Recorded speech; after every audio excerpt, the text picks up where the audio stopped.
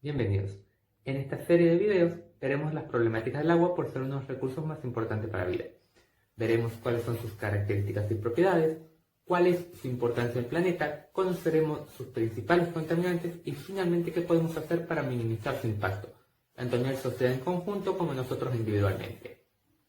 En este primer video nos centraremos en las características físico-químicas del agua y en algunas de sus propiedades.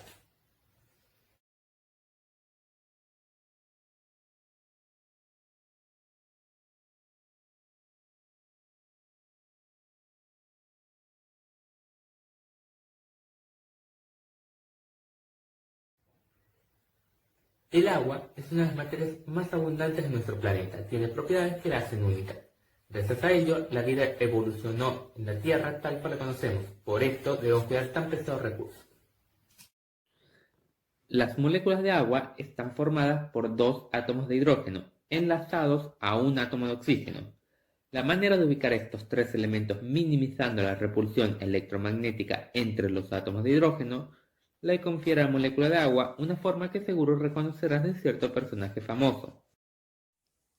Las moléculas de agua se conectan entre sí por medio de enlaces de hidrógeno, como si bailaran intercambiando parejas. A esto se debe que el agua fluya. La cohesión entre las moléculas de agua, que es causada por los enlaces de hidrógeno, produce la tensión superficial, es decir, la resistencia de la superficie del agua a romperse. Esta tensión soporta hojas caídas, algunas arañas, insectos acuáticos, la carrera del lagarto basilisco, incluso la de Flash. La cohesión del agua cumple un papel muy importante en la vida de las plantas terrestres. Por ejemplo, ¿alguna vez te preguntaste cómo hace el agua absorbida por las raíces para llegar hasta las hojas en un árbol como este árbol que tengo detrás? Esto es debido a que las moléculas de agua ocupan diminutos conductos que conectan las raíces, el tallo y las hojas. Cuando el agua se evapora de las hojas, extrae la que se encuentra en estos conductos, como si fuera una cadena. El sistema funciona porque los enlaces de hidrógeno que unen las moléculas de agua es más fuerte que el peso del agua en el tubo. Por eso la cadena no se corta. Sin la cohesión del agua, no existiría en las plantas terrestres y la vida en el planeta no sería posible como lo conocemos.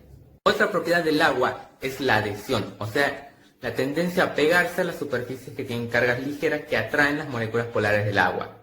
A esto se debe que el agua moja las superficies con las que entra en contacto. La adhesión sirve en las plantas para que el agua ascienda por los diminutos conductos de las raíces. Esto lo podemos comprobar tocando el agua con la punta de un vidrio muy estrecho. El agua es un gran moderador de la temperatura. El cuerpo de los seres vivos no puede sobrevivir fuera de ciertos límites de temperatura. Las temperaturas elevadas desnaturalizan las enzimas que favorecen las reacciones químicas esenciales para la vida. Las bajas temperaturas también son peligrosas porque disminuyen el movimiento molecular y por ende la acción de las enzimas. Por fortuna, la naturaleza polar del agua le confiere la propiedad de moderar los efectos del cambio de temperatura. La energía necesaria para elevar 1 grado Celsius, 1 gramo de una sustancia, es su calor específico. El calor específico del agua es muy elevado, lo que significa que se requiere más energía para calentar agua que para calentar casi todas las demás sustancias. En toda temperatura superior al cero absoluto, los átomos o moléculas de una sustancia están en movimiento constante. Al aumentar la temperatura, aumenta el movimiento molecular. Para aumentar el movimiento de las moléculas de agua, es necesario romper primero los enlaces de hidrógeno. Se pierde mucha energía para romper estos enlaces y dicha energía no está disponible para elevar la temperatura del agua.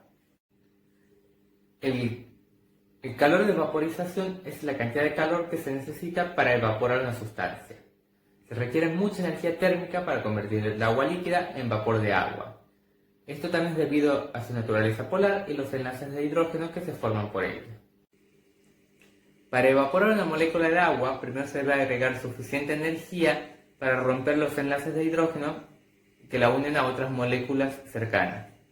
Solo las moléculas que más se mueven pueden liberarse y escapar al aire. El resto de las moléculas se enfría por la pérdida de estas moléculas energéticas. Es por esto que al evaporarse la transpiración se lleva mucho calor sin perder demasiada agua. Incluso el agua sólida es excepcional. Casi todos los líquidos se vuelven más densos cuando se solidifican. Pero el hielo es menos denso que el agua. Las moléculas de agua líquida se mueven continuamente unas sobre otras y sus enlaces de hidrógeno se rompen y vuelven a formar conforme cambian de posición. Pero cuando el agua se enfría, cada molécula forma enlaces estables con otras 4 moléculas y forman una disposición abierta hexagonal. Esto impide que las moléculas de agua se alejen más de la distancia promedio que en agua líquida, y por eso el hielo es menos denso.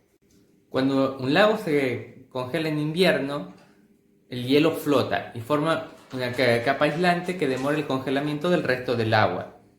Si el hielo se hundiera, muchos lagos y estanques del mundo se congelarían totalmente en invierno, con lo que desaparecería la vida que se desarrolla en ellos. Esto es todo por este video. En el próximo veremos en detalle el ciclo del agua o hidrológico. Si te gustó este video, dale like, suscríbete, compartilo y nos vemos en el próximo para más conciencia ambiental.